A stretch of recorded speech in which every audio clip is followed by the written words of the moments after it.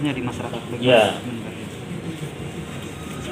Adat atau lembaga adat adalah salah satu tunggu atau mitra dalam perspektif pendekatan pembangunan di Papua. Di antara lain adalah pemerintah dan agama. Jadi kehadiran LMA di Kabupaten Kerom dan juga lembaga adat lainnya termasuk Dewan Adat dan juga lembaga-lembaga paguyuban, lembaga-lembaga ikatan kerukunan keluarga, semua yang ada di Papua, di Kerom, itu sangat penting. Karena warga masyarakat Kerom adalah masyarakat adat. Dari mana saja sukunya, adalah masyarakat. Kita semua lahir dan dibesarkan dari adat. Kalau kita masuk ke dalam dunia yang modern, lembaga yang modern yaitu pemerintah. Untuk itu, tugas kita bersama, lembaga adat, khususnya lembaga adat Kabupaten Kerom yang baru dilantik. Pertama adalah konsolidasi internal. Bereskan internal struktur kelembagaan mulai dari kabupaten turun distrik 11 distrik ya, beresin 11 distrik Kerom, 91 kampung, beresin sampai di kampung-kampung.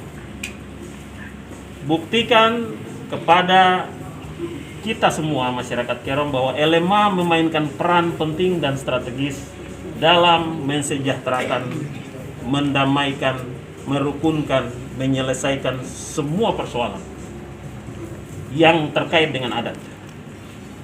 Konflik-konflik batas-batas tanah adat menjadi konflik yang kadang membuat pusing pemerintah. LMA harus hadir. Ini penting.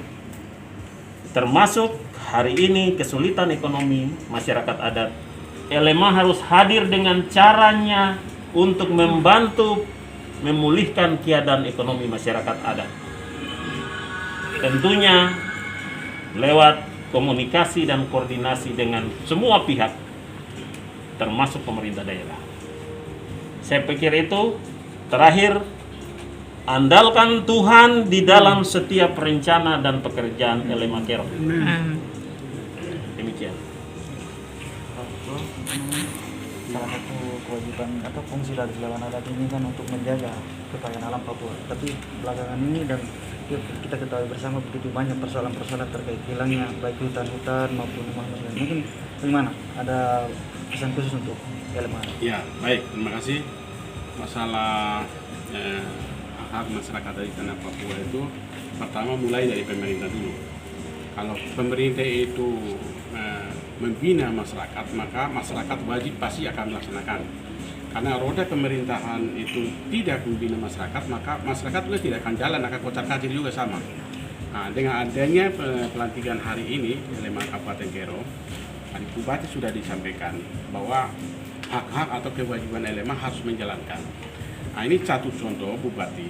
Nah, mungkin ada Bupati kabupaten lain bisa meniru Bupati Kabupaten Kerom.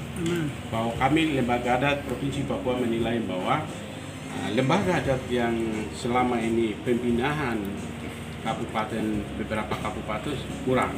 Yang mungkin ada beberapa saja, seperti Kabupaten Lanjaya, Bupati Bepayuwalo, itu pembinaannya bagus. Bupati Wamena itu bagus. Bupati Merauke bagus. Bupati Digul bagus. Nah, mungkin yang 4 orang tambah Bupati Kerom menjadi contoh untuk semua bupati tanah Papua. Salah satunya Bupati Kerom menjadi contoh. Mungkin besok tanggal 17 Desember ini ada ulang tahun LMA, nanti ada bupati yang bikin sambutan atau jadi pidato di kantor LMA provinsi. Undangan langsung ya. Supaya semua tahu Papua ini lembaga adat ini tidak ada berpikir nego-nego. Yang hanya sekarang lembaga adat berpikir adalah bagaimana melawan kemiskinan di tanah Papua.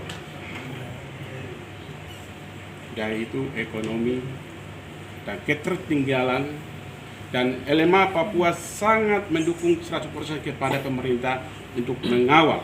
Nah, LMA Kabupaten Kerom benar-benar mengawal pemerintahan yang sedang berjalan. Dan cara bagaimanapun, kondisi apapun, kawal. apa yang diperintahkan Bupati baru saya kita dengar tadi.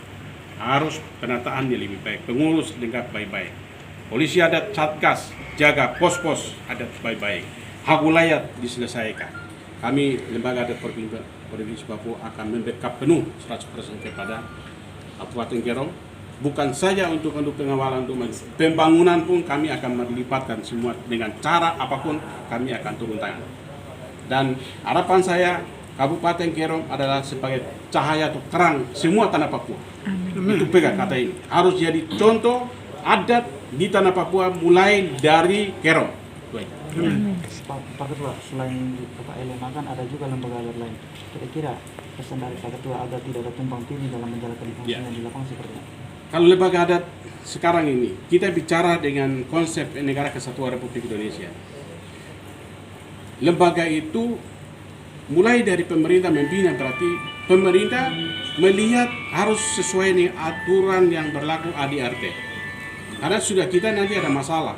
Kalau aturan itu diatur lembaga, maka berjalan jadi mitra pemerintah, maka harus aturan-aturan diatur pemerintah harus ikutin. Itu baru bisa dibiayai. Tapi kalau keluar dari aturan, maka biaya pun bahaya. Kasihan bupatinya. Dia bisa mengeluarkan dana tanpa melengkapi aturan. Lembaga adat ini anggaran sudah ada 2% OSUS di data Papua. Kabupaten kota dana OSUS 1%, berarti lembaga adat Kabupaten Kerong akan wajib dapat terima. Itu aja.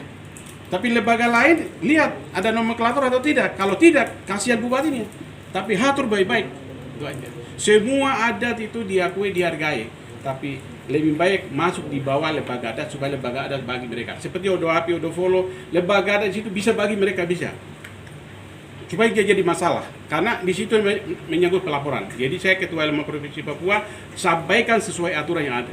Kalau lembaga adat Papua ini sudah punya anggaran, sudah diatur oleh negara, sudah ada peraturan pemerintah, sudah ada di situ. 2% sudah ada dana OSUS, maka dia wajib untuk menerima uang.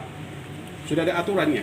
Arahan Presiden sudah ada, arahan Menteri Dalam Negeri sudah ada, peraturan Gubernur sudah ada. Jadi lembaga adat punya hak untuk menerima 2% dana OSUS. Perempuan 2%, agama 2%, udah diatur dalam peraturan. Maka lembaga adat yang lain nanti masuk di dalam lembaga adat baru dibagi haknya diatur di situ. Mungkin lebih baik itu. Jadi pada ambil sendiri-sendiri nanti akan ditanyakan kepada bupatinya. Lebih baik dalam situ aja. Untuk keselamatan. Itu aja. Terima kasih Bapak.